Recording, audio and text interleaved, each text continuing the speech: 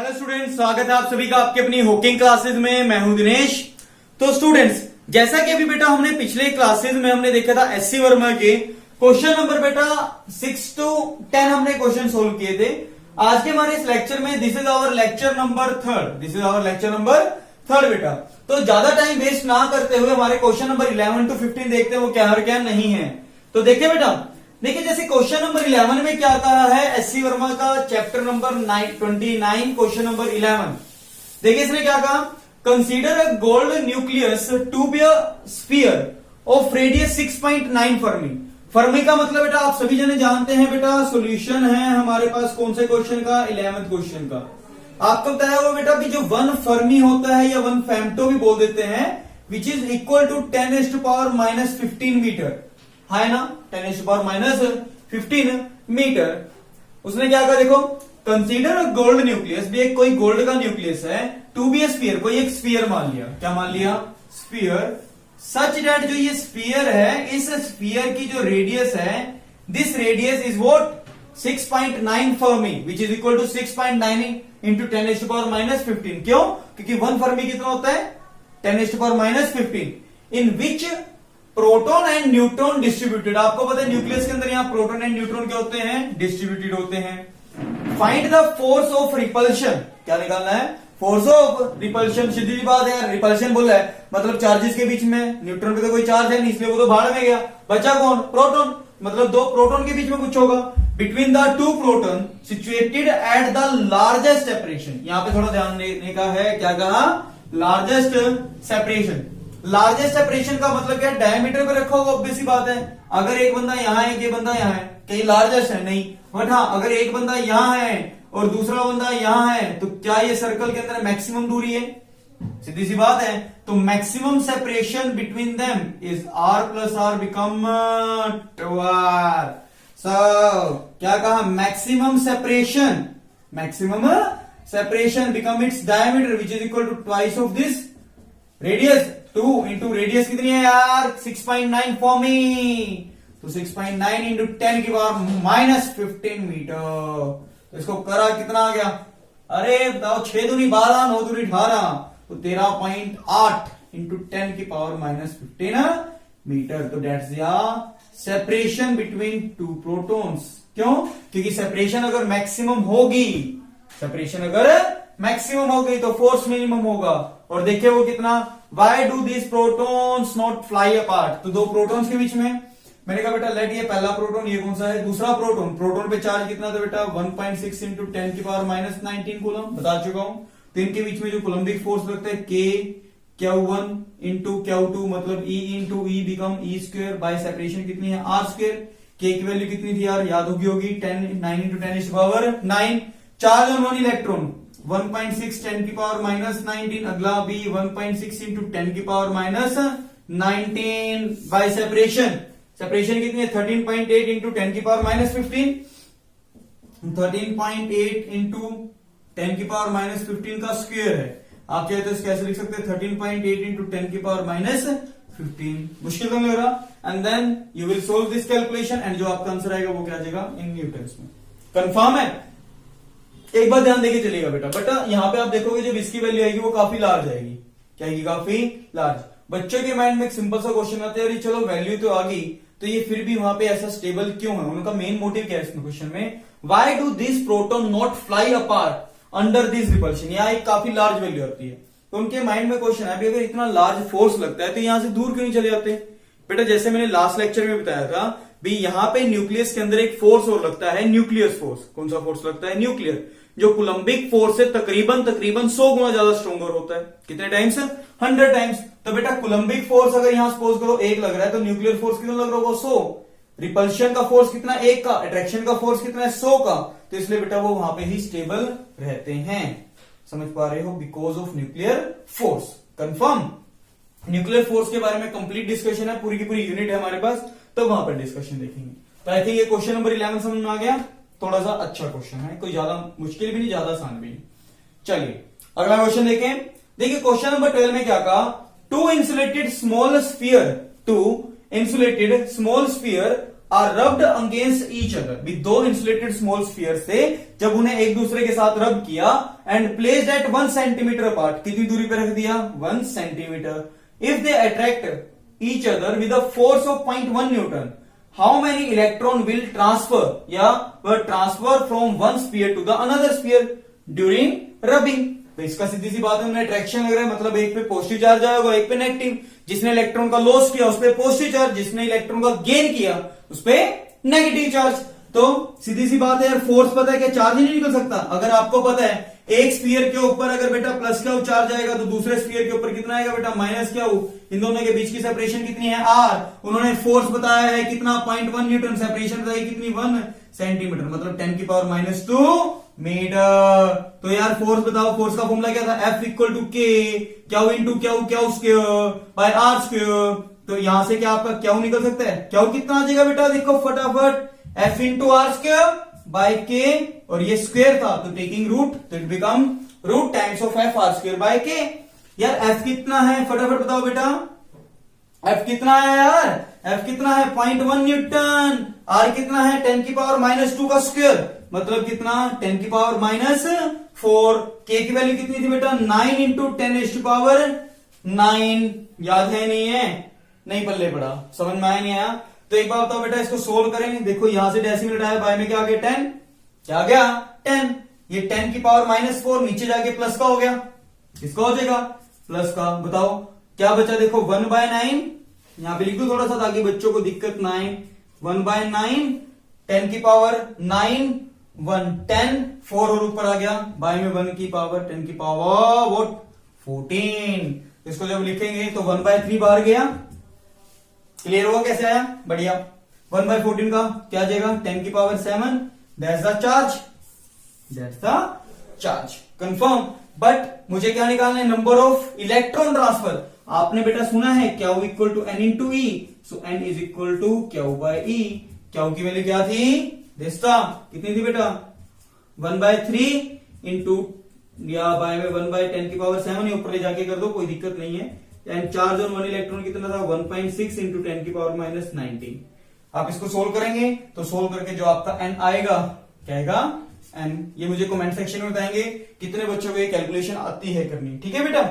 I think मेरे ख्याल से आपका नंबर ऑफ इलेक्ट्रॉन आ गए, मुश्किल नहीं लग रहा है। अगर बाय चांस इसी क्वेश्चन में आपसे पूछ लेते तो इसमें मास कितना लॉस किया, आपको पता है इतने नंबर ऑफ इलेक्ट्रॉन गए, जैसे मैं पहले ऑलरेडी करवा चुका हूं। आपको पता है एक इलेक्ट्रॉन का मास कितना था 9.1 इंटू 10⁻31 kg। तो बेटा अगर इतने इलेक्ट्रॉन गए हैं तो इतने से क्या कर देंगे मल्टीप्लाई, तो वो मास लॉस बाय बॉडी या mass gain by body. Loss कौन सी करेगी पॉजिटिव चार्ज वाली, और गेन कौन सी करेगी नेगेटिव चार्ज वाली, वो भी यहां से निकाला जा सकता है। तो आई थिंक बेटा मेरे ख्याल से दोनों क्वेश्चन समझ में आए। आइए इसके बाद इसको रब करते हैं and then after that question number 13 and 14 और देखते हैं। 13 और देखते हैं, इजी क्वेश्चन है। अभी तक 15-20 के बाद आपके पास थोड़े से अच्छे क्वेश्चंस आने शुरू होंगे, उनके अंदर थोड़ी सी आपको नॉलेज की भी रिक्वायरमेंट अच्छी पड़ेगी। देखिए क्वेश्चन नंबर 13 ने बेसिकली क्या कहा, b there is a NaCl molecule, मतलब सोडियम क्लोराइड एक मॉलिक्यूल है, is bonded due to the electrostatic force between the sodium and the chlorine ions. आपको पता ही होगा बेटा केमिस्ट्री में +1 में पढ़ चुके हैं, भी sodium ion and chlorine ion के बीच में एक फोर्स लगता है जिसकी वजह से वो अट्रैक्ट रहता है। बट उसने पूछा ये कितना लग रहा है, उन्हें यार देख सोडियम ने एक इलेक्ट्रॉन दिया, सोडियम ने दिया, क्लोरीन ने लिया, तो सोडियम पे कौन सा आया पॉजिटिव और क्लोरीन पे कौन सा आया नेगेटिव। और उन्होंने कहा इन दोनों के बीच की सेपरेशन कितनी है दिस वन, कंफर्म। तो उसने क्या कहा बेटा फाइंड फोर्स, फाइंड फोर्स। उसने कहा बेटा जब सोडियम ने अपने में से इलेक्ट्रॉन दिया तो उस पर कौन सा चार्ज आ गया पॉजिटिव, क्लोरीन ने जब इलेक्ट्रॉन लिया तो उस पर कौन सा चार्ज आ गया negative, and separation between them is this one. ये मान लो यार यहाँ पे कोई दिक्कत तो नहीं बेटा। उसने कहा बेटा व्हाट, क्या कहा भी एक इलेक्ट्रॉन दिए तो दोनों के ऊपर चार्ज कितना हो गया, इस पे प्लस सी, इस पे कौन सा माइनस। इससे पता चल रहा है इनके बीच में लगने वाला फोर्स कैसे नेचर का है, अट्रैक्टिव इन नेचर। कुछ जने से माइनस साइन से रिप्रेजेंट कर देता हूं, बट मैं इसका नेचर लिखता हूं हमेशा।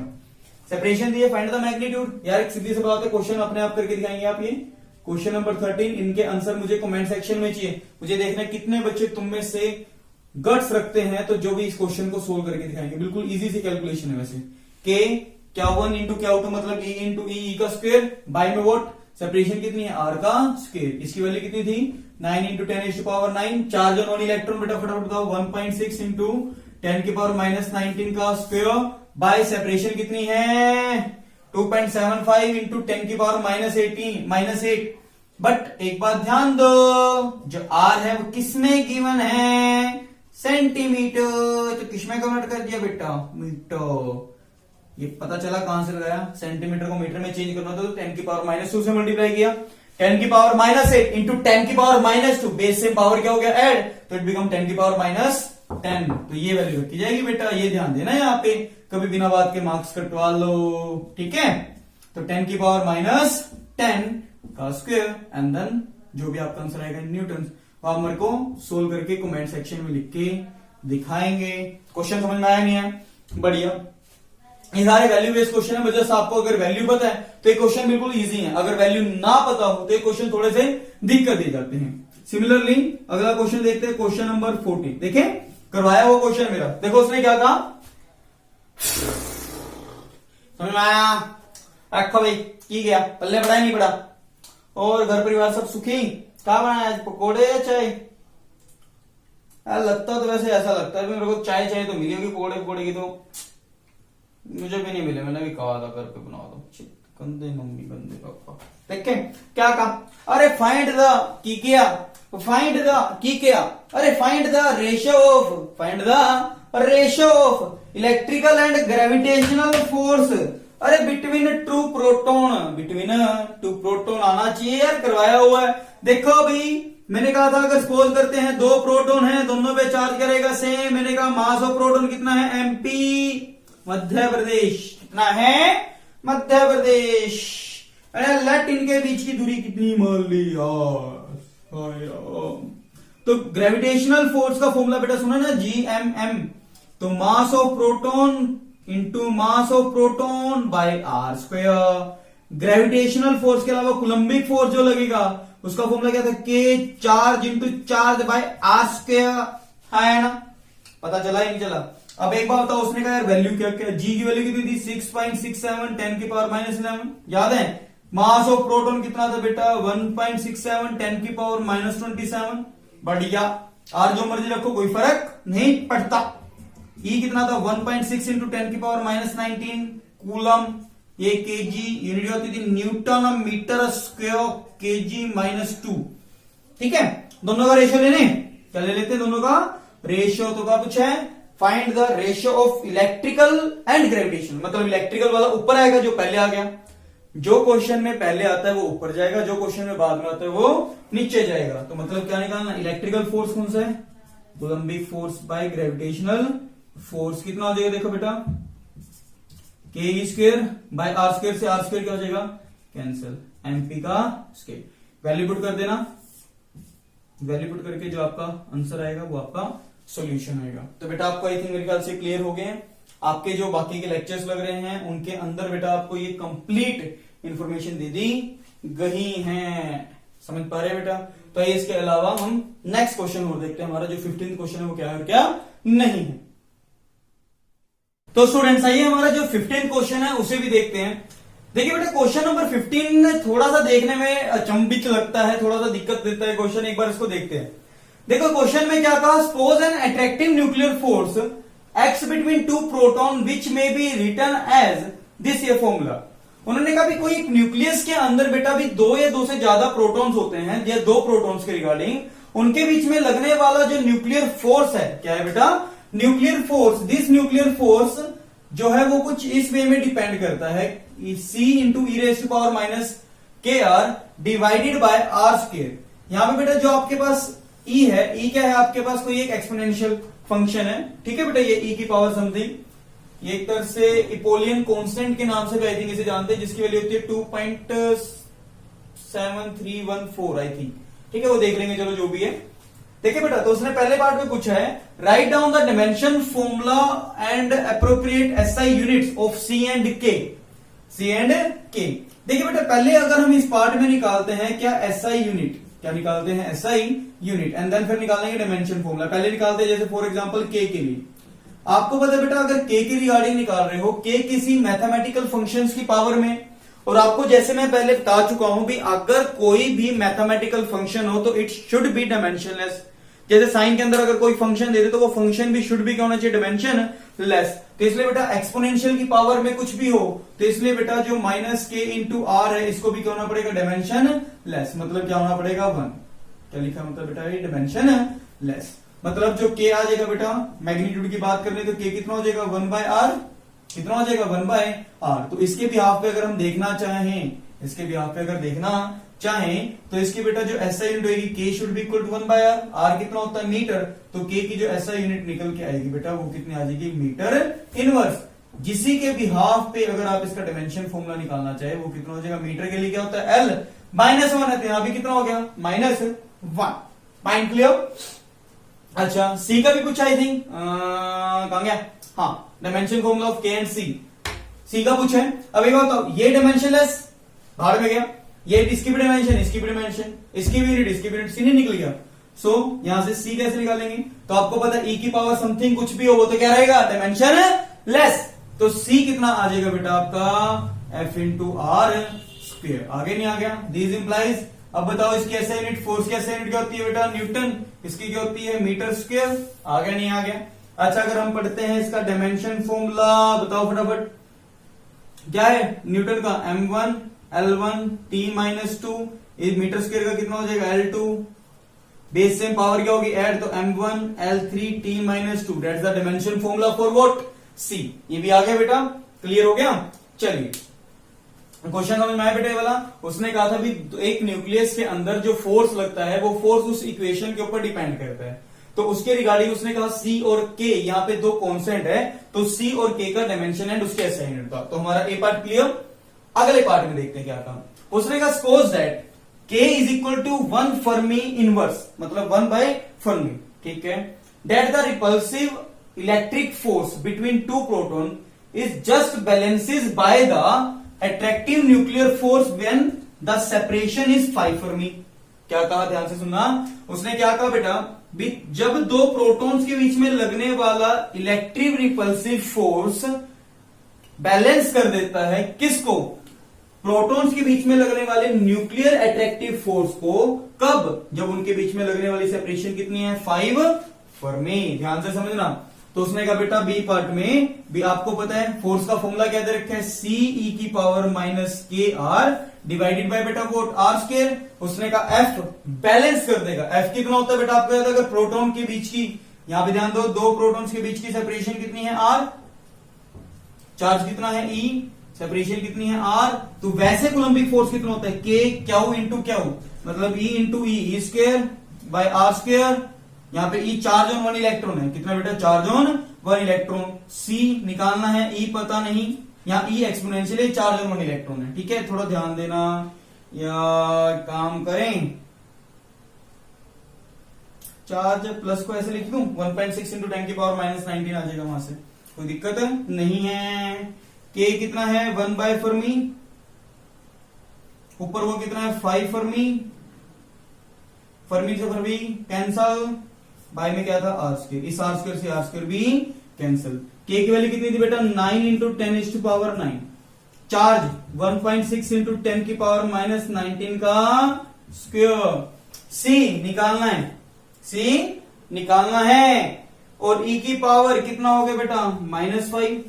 ई की पावर कितनी होगी है, -5। बेटा एक ना ये इसका एक रिजल्ट आता है जो मैंने कैलकुलेट किया था थोड़ा सा, देखिए 9 into 10 to power 9 into 1.6 into 10 की पावर माइनस 19 का स्क्वायर। ये बहुत बार आपका यूज होने वाला है, बहुत बार यूज होने वाला है। तो इसकी जब एग्जैक्ट हमने कैलकुलेट किया तो है 23.04 इंटू 10 की पावर माइनस 29, दैट्स द इसका रिक्वायर्ड आंसर। या अगर आप चाहे तो इसको ऐसे लिख सकते हैं 2.3, कोई दिक्कत नहीं, राउंड ऑफ कर लेना, इंटू 10 की पावर कितना हो जाएगा बेटा, -28। आप चाहे तो ये वाली वैल्यू यूज कर लो, चाहे ये वाली वैल्यू यूज कर लो, कोई फर्क नहीं पड़ता, ठीक है बेटा। तो इसको सोल्व करके सीधा लिख दें, कितना है 2.3 इंटू 10 की पावर माइनस 28। सी निकालना है, ई की पावर -5 नीचे चला गया बेटा, ये देखना पड़ेगा हमारे पास इसकी वैल्यू जो होती है 10 की पावर -28 इंटू ई की पावर 5 ऊपर चला गया, दैट्स सी। 2.3 इंटू 10 की पावर माइनस 28, ये कितना होता है 2.7314 का पावर 5 सी। इसको जो सोल्व करके आएगा बेटा वापस सी का आंसर हो जाएगा। ये बताएंगे मेरे को कमेंट सेशन में कितना कितना नहीं आया।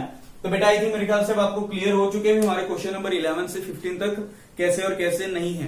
बेटा आप सभी को पता है भी जैसे आपकी अपनी हॉकिंग क्लासेस पे यहाँ 9th से लेके ग्रेजुएशन तक की कंप्लीट स्टडी प्रोवाइड करवाई जा रही है, बट बेटा इस टाइम बच्चों का स्पोर्ट्स थोड़ा सा कम मिल पा रहा है। हम भी चाहेंगे भी ताकि आप सभी बच्चों का अगर फुल सपोर्ट मिले तो हम भी हमारी जितनी पूरी एनर्जी है पूरी एनर्जी लगा के पढ़ा पाएंगे। तो बेटा इसलिए ज्यादा से ज्यादा इस चैनल को सब्सक्राइब, शेयर एंड लाइक जरूर करते चाहिए ताकि हमें भी थोड़ा सा एनर्जी मिलती है, ताकि यहाँ भी बच्चों का रिस्पॉन्स आ रहा है। एज वेल एज बेटा आपके पास जो भी अगर डाउट्स वगैरह होते हैं चाहे वो किसी भी बुक के हो, डजंट मैटर, तो बेटा आप विदाउट एनी हेजिटेशन इस टाइम पूछ सकते हैं।